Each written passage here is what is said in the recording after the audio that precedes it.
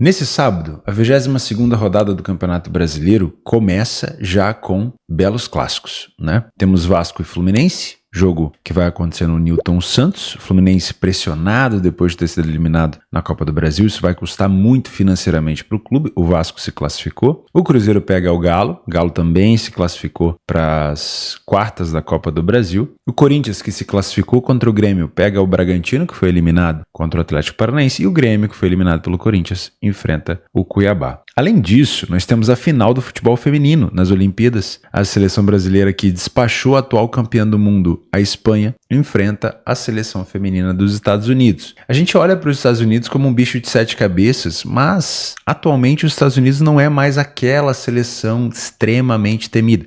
É melhor que o Brasil ainda? Acredito que sim, mas não dá para a gente comparar, por exemplo, no futebol feminino os Estados Unidos são um tipo no basquete, é quase impossível de bater. Não necessariamente. Hoje a seleção dos Estados Unidos de basquete teve um trabalhão para passar pela Sérvia, mas no futebol feminino, os Estados Unidos, assim, deu uma caída, né? Muitas jogadoras se aposentaram e na última Copa do Mundo ficou nas oitavas de final contra a Suécia. A Espanha acabou conquistando o título. Então, sinceramente, acho que é a favorita contra o Brasil, sim, mas o Brasil tem plenas condições aqui de levantar esse título, né? Pela primeira vez ser campeão olímpico. E, obviamente, nós temos um monte de campeonato começando, né? E também, por exemplo, algumas equipes jogando pela primeira vez nos campeonatos. O Porto estreia na Primeira Liga de Portugal. Temos mais um jogo aqui do Rangers na Escócia. Tem muito jogo na Turquia. Temos o Fenerbahçe entrando em campo pela primeira vez no campeonato turco. Temos o campeão da Holanda também, o PSV entrando em campo aqui na Eredivisie. Enfim, o que não vai faltar nesse sábado são jogos interessantes para a gente poder acompanhar. Meu nome é Theo Borges, esse é mais um Bom Dia Mercado, nosso planejamento diário sobre apostas e trade aqui no YouTube.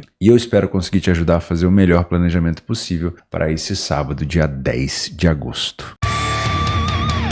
Vamos fazer o seguinte, vamos começar nas Olimpíadas aqui ao meio-dia, né? Horário do Brasil, e depois a gente vai para o Campeonato Brasileiro Série A e B e depois constrói os nossos jogos complementares. Afinal de contas, nós temos o início ainda das competições, né? É muito difícil a gente ter alguma informação privilegiada e tudo mais, então eu acho que a gente já pode nesse início colocar esses bons jogos como algo um pouco complementar e obviamente dar mais atenção aos campeonatos que estão decorrendo, que a gente já está trabalhando, certo? Na semana que vem, se eu não me engano, faltam 7 dias para voltar a Premier League, daqui a pouquinho também volta a Bundesliga. Olha, não vai demorar nada, vai passar rapidinho, a gente já vai estar com a grade lotada de novo, né? Passou muito rápido, teve a Eurocopa agora nesse período de descanso dos times, das competições, e aí passou muito rápido, né? Daqui a pouco também já tem oitavas da Libertadores, enfim, vai ter muita coisa pra gente poder acompanhar. Vamos falar então rapidinho sobre essa final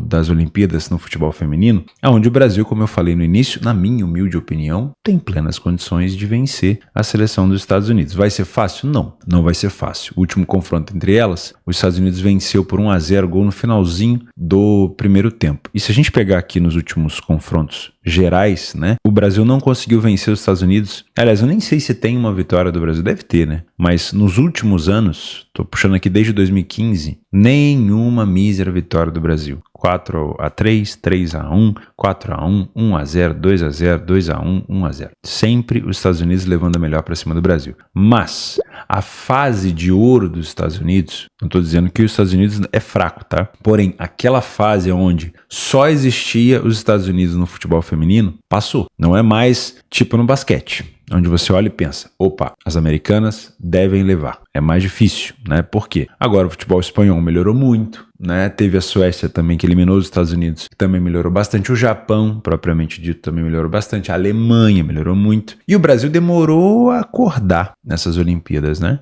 Mas acordou. Jogou muito bem contra a Espanha com um estilo de jogo muito parecido com a seleção masculina, né? De posse de bola, de proposição de jogo. O Brasil bem fechadinho, jogando com a Ludmilla ali pela direita com uma velocidade muito grande. A Yaya também roubando muita bola no meio campo. E cara, eu não duvido, tá? Que se o Brasil repetir esse jogo contra os Estados Unidos, que o Brasil possa complicar a vida das americanas. Para mim, é um favorito que pode se complicar por aqui, né? É claro, não estou vindo aqui falar que o Brasil já venceu por conta do jogo contra a Espanha. Também não quero menosprezar a seleção dos Estados Unidos, mas verdade seja dita. Hoje, a seleção feminina dos Estados Unidos, ela não é o que era antes. A maioria das grandes jogadoras já se aposentaram. É só você pegar, as últimas 3 melhores do mundo são espanholas, né? A Putellas ganhou ano retrasado e ano passado, e a Bonmatí venceu esse ano. Então, as melhores jogadoras do mundo, nesse momento, não são americanas, tá? Isso pesa bastante. Ainda é favorito dos Estados Unidos? Ainda é. Mas pelo jogo que o Brasil fez contra a Espanha,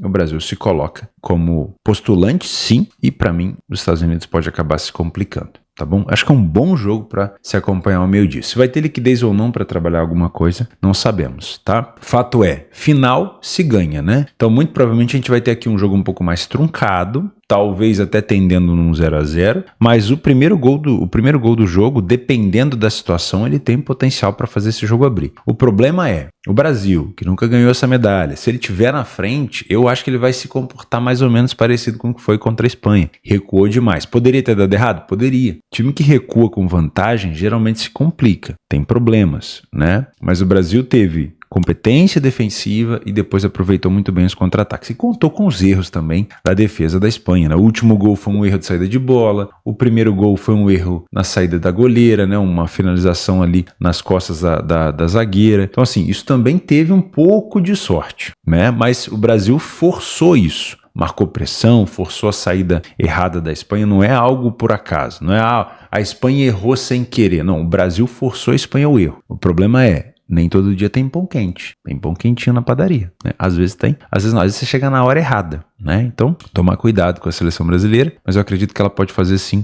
um bom jogo por aqui. Vamos para o nosso campeonato brasileiro e depois, como eu falei, a gente monta o nosso quadro de trabalho em cima dessas competições europeias. Às 16 horas, o Fortaleza enfrenta o Criciúma e o Criciúma vem numa atuada muito boa fora de casa de marcar gol. Todo jogo fora o Criciúma marcou um gol, impressionante, né? Só que o Criciúma vinha de 4 derrotas consecutivas antes de vencer o Juventude. Venceu bem o Juventude, tá? Jogou muito bem. Tinha dado trabalho já pro time do Flamengo fora de casa. Enfim, não é um time bobo não. Acabou de vencer o Galo em casa. Então, é um time do Criciúma que tem boa forma de sair na frente do placar, quase 60%. Não falhou em marcar nenhum jogo. Porém, além de ser um time aguerrido, é um time que sofre gol em quase todas as partidas, tem dificuldade de manter a vantagem no placar, isso é verdade, e vai enfrentar um Fortaleza que hoje é um dos melhores mandantes da competição. Eu digo um dos porque ele tem mais jogos que o Cruzeiro, mas dentro de casa, se a gente pegar o Fortaleza, olha só, são 8 vitórias consecutivas nos últimos 11 jogos. 100%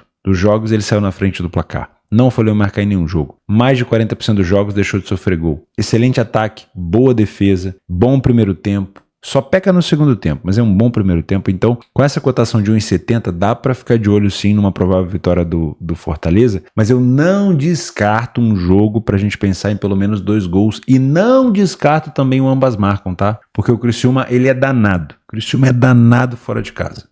Perdão, ele é danado fora de casa, tá? Mas o primeiro tempo do Fortaleza é muito forte. O time do Fortaleza, ele é mais econômico, vem de uma vitória contra o São Paulo em casa por 1-0, mas o Criciúma, ele puxa esse jogo para um over. Então, pelo menos 2 gols eu acho interessante a gente pensar por aqui. Mas eu não duvido. Se o Criciúma estiver na frente, dá para pensar numa dupla chance do Fortaleza. Se o Fortaleza estiver empatando, dá para tentar pegar essa cotação do Fortaleza mais alta, tá? E se você é um trader, dá para pensar sim em buscar esse back favorito no Fortaleza se ele estiver muito em cima. O problema é, o Criciúma é danado e também consegue abrir placar com frequência. O Grêmio chega para esse jogo pressionadíssimo. O Grêmio saiu da zona de rebaixamento, né? Tá aqui na 14ª colocação, mas estava em 3 competições e agora só tá em 2, né? Lembrando que o Grêmio vai disputar ainda a Libertadores. O Grêmio conseguiu se classificar. Se não me falha a memória, o adversário do Grêmio é o Botafogo? Não, acho que o Botafogo é o Palmeiras, né? Quem que o Grêmio pega? Grêmio, Libertadores. O Grêmio vai pegar o Fluminense nas oitavas. Não é o Botafogo. Acho que o Botafogo pega o Palmeiras. Deixa eu conferir aqui. Exatamente. Então é isso mesmo. Então, o Grêmio tinha 3 competições e agora ele tem 2. E ele caiu justamente na competição que mais paga, né? Isso importa, claro. O Grêmio é copeiro, mas foi eliminado de uma competição de Copas. Tá? O Cuiabá não vem bem no Campeonato Brasileiro, é um dos piores times da competição, é um dos piores mandantes da competição. Perdeu o Davidson para o Atlético Mineiro, né? O Hulk teve uma lesão, o Davidson foi contratado, acho que foi 4,5 milhões, se eu não me engano, de transferência. Uma boa contratação, o Davidson é uma figura folclórica no Campeonato Brasileiro e na Libertadores, mas é um jogador que pode suprir um pouco das necessidades, é um jogador bem aguerrido, que o Atlético pode ter ali na parte ofensiva, mas a verdade é que o Cuiabá está numa fase horrorosa, principalmente dentro de casa. Olha só, utilizando o PDF de apoio, o Cuiabá venceu uma partida em casa apenas, não saiu na frente em muitas partidas, somente em 20%, e falhou em marcar em 60% dos jogos. Seria um ótimo jogo para a gente olhar para o lado do Grêmio, porque o Grêmio vem pressionado, né? Mas quando você olha para o Grêmio, quando a gente olha para o desempenho do Grêmio fora, por mais que o Grêmio tenha conseguido vencer o Atlético Paranaense no último jogo, o Grêmio marca pouquíssimos gols, sofre a mesma quantidade praticamente do Cuiabá, não sai na frente, tem o mesmo número de vitórias e também falha bastante em marcar. Então, tende a ser, na minha opinião, um jogo muito mais parelho. O mercado dá um favoritismo para o Cuiabá. E, sinceramente, para mim, o Cuiabá pode se complicar por aqui. Para mim, era para ser um jogo com uma cotação muito, muito mais parelha do que o mercado colocou. Até porque eleva um pouco a vontade do Grêmio o fato de ter sido eliminado, né? Então, vai rolar uma cobrança. Para mim, é um jogo que dá para a gente pensar em trabalhar ao vivo, né, numa correção de preço, mas eu não criaria muita expectativa para gols aqui. Pode acontecer no ao vivo, mas eu não criaria tanta expectativa para gols. Olha só, nem o primeiro nem o segundo tempo das equipes são bons. Se a gente pegar aqui a média de gols, 60% dos jogos do Cuiabá apenas em casa teve 2 gols, 67% dos jogos do Grêmio fora. Então, sinceramente, para mim é um jogo ou para você trabalhar correção de preço e o Cuiabá pode ter uma cotação corrigindo, ou para você ficar de fora, tá bom? Vasco da Gama e Fluminense. Esse jogo não vai ser no Maraca e não vai ser em São Januário. Esse jogo vai ser no Newton Santos. E nós temos aqui um clássico. E eu respeito muito essas cotações parelhas, acho justíssimo. Odeio quando vem favoritismo exacerbado em clássico. Para mim não faz muito sentido. O Fluminense vem um pouco mais pressionado depois da eliminação para o Juventude na Copa do Brasil. Uma zebra, né? Com todo respeito ao Juventude. Mas o Fluminense poderia ter feito um jogo bem melhor. Acabou sofrendo ali com a bola parada no primeiro gol de escanteio. Depois um erro defensivo custou também. O Fluminense foi tentar buscar no final, não conseguiu. Já havia perdido fora e acabou sendo eliminado. Isso é um problema, né? O Fluminense vai enfrentar o Grêmio nas oitavas da Libertadores, ainda está buscando aqui uma saída da zona de rebaixamento, está bem melhor do que estava antes, mas ainda está buscando uma saída da zona de rebaixamento. E o Vasco, se eu não me engano, não perde há 3 partidas. Exatamente, a última derrota foi contra o Grêmio. Porém, o Vasco não joga em casa. Se fosse em São Januário, o Fluminense ia estar provavelmente com uma cotação mais elevada, tá? Como mandante, o Vasco vem numa fase muito boa, com 6 jogos de invencibilidade, saiu na frente do placar em metade dos jogos e falha pouco em marcar. Só que é uma equipe que sofre muito gol. Mesma quantidade de gols que marca, sofre. Tá? O Fluminense vem numa recuperação no Campeonato Brasileiro, apesar de ter sido eliminado pelo Juventude. Tinha vencido o Bahia, tinha vencido o Bragantino, venceu o Palmeiras. Então é uma equipe que está buscando sim sair dessa zona de rebaixamento, porém tem um ataque frágil. Precisa melhorar a sua parte ofensiva. O Fluminense até tem um bom número de sair na frente dos jogos, muito parecido com o do Vasco, mas marcou apenas 5 gols em 10 jogos. Precisa melhorar demais, né? O primeiro tempo do Vasco e do Fluminense são bem parecidos. No segundo tempo, o Vasco ele é melhor, só que ele é melhor sofrendo a mesma quantidade de gols que marca. E aí é um perigo, né? Nos últimos clássicos, a gente teve aqui um 2-1, um 4-2, mas na maioria das vezes é um jogo para under 2,5, tá? Eu não vou indicar gols aqui, acho que é um jogo para correção de preço. Se for para trabalhar alguma coisa para gols, se você quer muito, né, apostando talvez numa defesa frágil das duas equipes, no máximo um cenário de 2 gols, tá? Porque se o Fluminense faz 1-0, eu não duvido que o Fluminense dê uma segurada por conta desse mau resultado contra o Juventude e essa necessidade de sair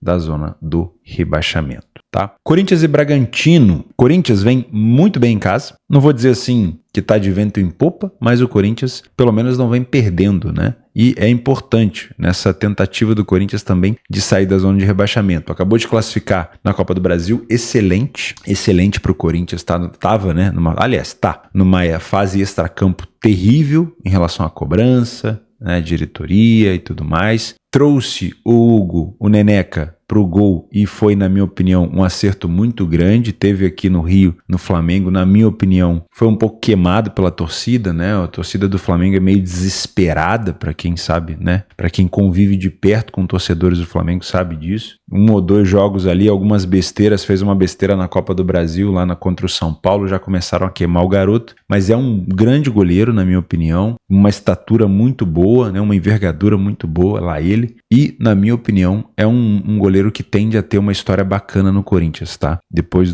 dessa situação aí com, acho que é o Carlos Miguel, não foi? O Miguel, acho que é assim. E também a saída do Cássio, acho que o Neneca pode ter um bom desempenho. Não é o melhor goleiro do mundo, né? Não é, como diz o Galvão Bueno, não é melhor do que o Courtois, pelo amor de Deus.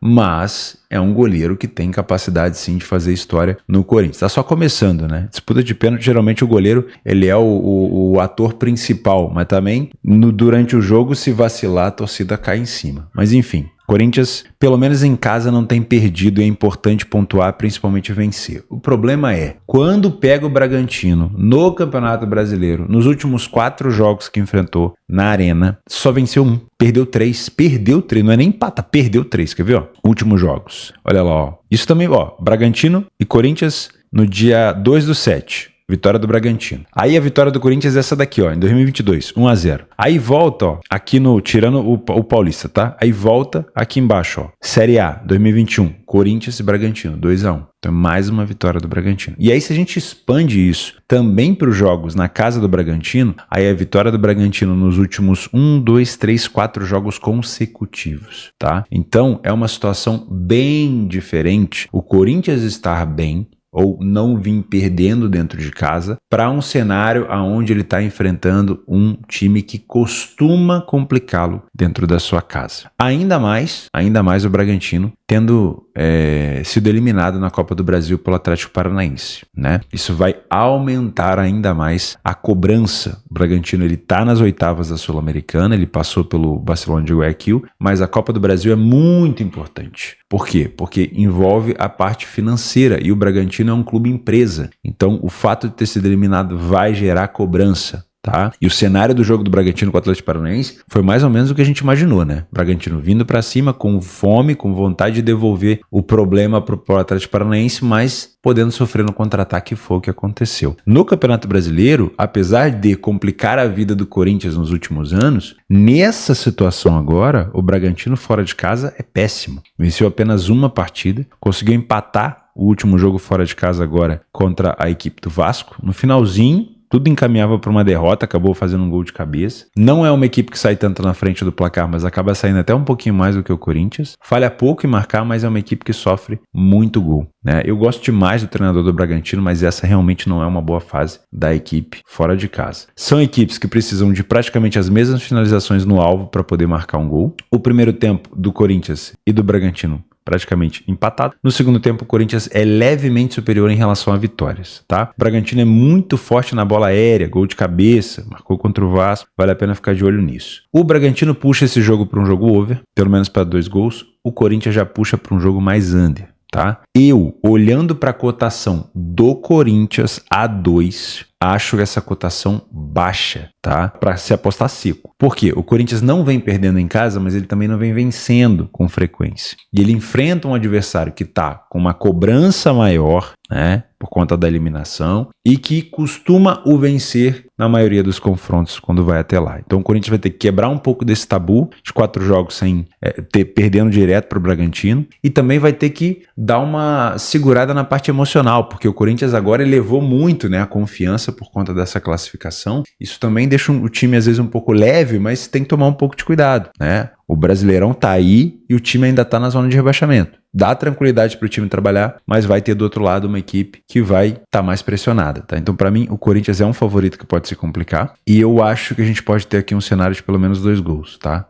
No máximo. Não olharia também para um cenário de 2,5. Beleza? Tomar um pouco de cuidado ao medir aqui a questão do Corinthians ter se classificado, o Bragantino não, e tudo mais, eu acho que o Corinthians ainda não passa confiança o suficiente pra gente apostar seco no Corinthians. Agora, se você vê um Bragantino na frente, o Bragantino que toma gol em quase todo o jogo, você tá vendo o Corinthians criando, sem dar contra-ataque, uma dupla chance pode ser interessante, tá? Do Corinthians, no caso. Cruzeiro e Galo. Bom, se a gente pegar os últimos jogos entre eles, também pegar ali a situação do Mineiro, a gente vai ter os últimos jogos, a gente vai ter uma superioridade do Galo, né? São 3 jogos de invencibilidade, 2 vitórias seguidas. Inclusive um 3-0 agora no Campeonato Brasileiro. Mas o Cruzeiro é um dos melhores mandantes da competição. Se a gente levar em consideração a quantidade de jogos disputados, o Cruzeiro ainda é o melhor mandante, tá? Ele perdeu a invencibilidade agora pro Fortaleza, mas, sejamos sinceros, o Cruzeiro é muito forte como mandante. E o Fortaleza já teve, acho que, 11 jogos disputados, né? Então o Cruzeiro só teve 9. É um time que sai na frente com muita frequência. Não falhou em marcar em nenhum jogo, mesmo quando perdeu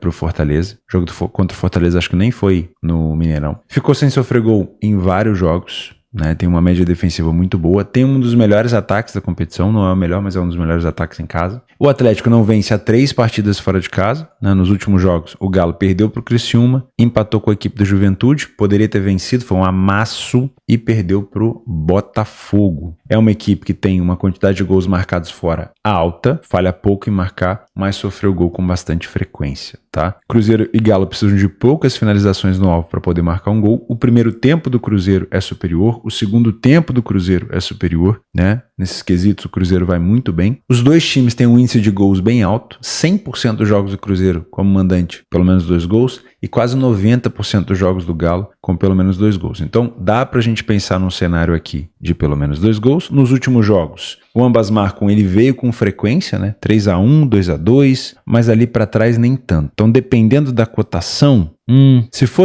dá pra esperar essa cotação ficar um pouco melhor, tá? Porque ó, 3-0, 3-1, 2-2, 2-0, 1-0, 1-0, 1-1, um pouquinho acima de 2,20 ali, eu acho que é uma cotação interessante. Tá? É um jogo para mim para correção. Não vou abraçar o Cruzeiro numa cotação de 2,20 para uma aposta seca, porque é clássico e eu respeito muito. Tá? O problema pro Galo é o Hulk não joga. O Paulinho acho que conseguiu efeito suspensivo e vai pro clássico. Mas o Hulk não joga. Então pode ser que o Davidson vire opção. Não sei se vai entrar como titular. Mas o Cruzeiro, com esse estilo de jogo um pouco mais propositivo, acaba cedendo ao Galo também algumas oportunidades de contra-ataque, né? Então eu tomaria um pouco de cuidado ao apostar a favor do Cruzeiro seco, mas lembrando que o jogo que ele perdeu pro Fortaleza não foi no Mineirão. Tá? Isso deixa assim o Cruzeiro com um pouquinho mais de vantagem. Eu concordo com essa cotação, mas ela não é o suficiente para eu colocar meu dinheiro. É simplesmente para tomar um pouco de cuidado mesmo e esperar, se você quiser muito apostar a favor do Cruzeiro, esperar uma cotação um pouquinho mais valorizada. Bom, além do Campeonato Brasileiro Série A, no Campeonato Brasileiro Série B, o Sport pega o Amazonas. O Sport, nesse momento, é o 7º colocado, o Amazonas é o 13º. Dentro de casa, o Sport venceu 5 das 8, perdeu apenas 2. E fora de casa, o Amazonas venceu apenas uma partida. É justificável, né? Essa cotação do Sport. O Amazonas vem de um empate contra o América. Mas esses 4 jogos aqui sem perder, hein? Sei lá. Vamos tomar um pouquinho de cuidado, né? Vou colocar como um jogo complementar. Ituano e Chapecoense. Aqui eu não vou nem falar nada. É jogo complementar e acabou. Porque o Ituano é um dos piores times da competição. A Chapecoense também. Não dá pra gente inventar moda por aqui. Vamos montar nossa grade? Vamos começar aqui em cima. Argentina, River Plate. O River é 1,57. Enfrenta o líder. Bom jogo. Bom jogo complementar aqui. Vai enfrentar o Huracan, que não perdeu nenhuma ainda. O River não se encontrou. Pode ser que o Galhardo volte pro River, né? Saiu essa notícia. Boca Juniors enfrenta o Independente Rivadavia. Que nome, hein? Também é um jogo complementar. 2 times de meio de tabela. Rosário Central pega o News Old Boys. Também é um jogo complementar. E São Lourenço e Tucumã também. Na Áustria, joga o Salzburg? Joga. Então dá para tentar buscar um back favorito no Salzburg, que é o melhor time da Áustria, obviamente. Na Bélgica, joga o Anderlecht, bom jogo para complemento. E o Saint-Gilloise, também boa equipe. Na China, o líder é o Port, não é? Exatamente. E o segundo colocado, o Shenhua, também dá para ficar de olho. Colômbia, Atlético Nacional, como está?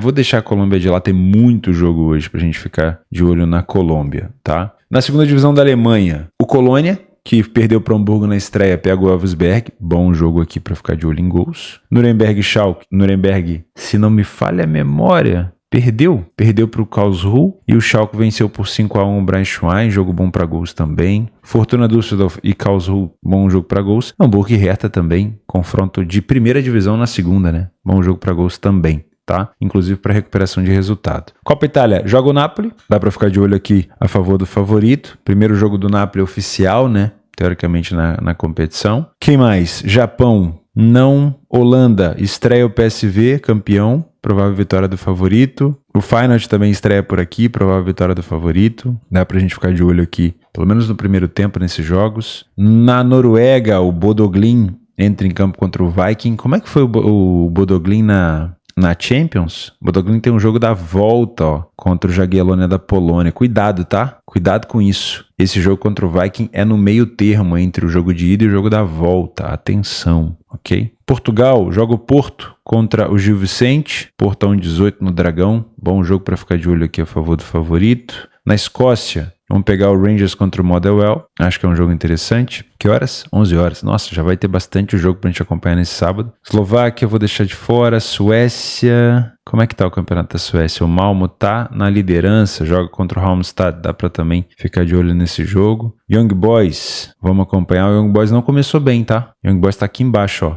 Péssimo. 3 jogos, 3 derrotas. Enfim, vamos tomar cuidado com o peso da camisa aqui. O Fenerbahçe pega o Adana Demirspor, provável vitória do favorito. Deve ser mais uma temporada onde o Fenerbahçe e Galatasaray ficam trocando figurinhas. Championship tem muito jogo bom. Muito jogo bom. E aqui já começa a ter uma liquidez muito boa. Então eu colocaria todos esses jogos aqui para jogos complementares, tá? Já falamos do futebol feminino das meninas do Brasil. Quem mais que eu deixei de fora? Tem muito jogo hoje. Muito. Deixa eu ver se tem algum amistoso legal já. Borussia Mönchengladbach e Strasbourg. União Berlim. Bayer Leverkusen e Betis, bom jogo, bom jogo. Heidenheim espanhol, Stuttgart Bilbao, bom jogo. Freiburg e Fiorentina, o De Gea, ex-goleiro do United, já assinou com a Fiore, né? Se não me falha a memória. West Ham e Celta Vigo, talvez a estreia aqui de Niklas Füllkrug, saindo do Dortmund. Lens e Leicester, bom jogo também. Brighton e Vila Real, tem bons amistosos, cara. O problema é que tem quase tudo na mesma hora, né? Num sábado que já vai estar todo mundo jogando. Ó, Everton em Roma, PSG e Leipzig. Putz, uma pena não ter aqui. Tottenham e Bayern. Uma pena não ter condição de acompanhar todos esses jogos em horários separados. Excelentes jogos para amistosos, mas infelizmente, humanamente é impossível, né? Bom, meus amigos, o espaço está aberto para vocês, para complementos, correções, informações. A gente continuar tocando junto esse nosso BDM. Eu espero que tenha sido proveitoso para você. Vejo você amanhã. Um grande abraço e até a próxima.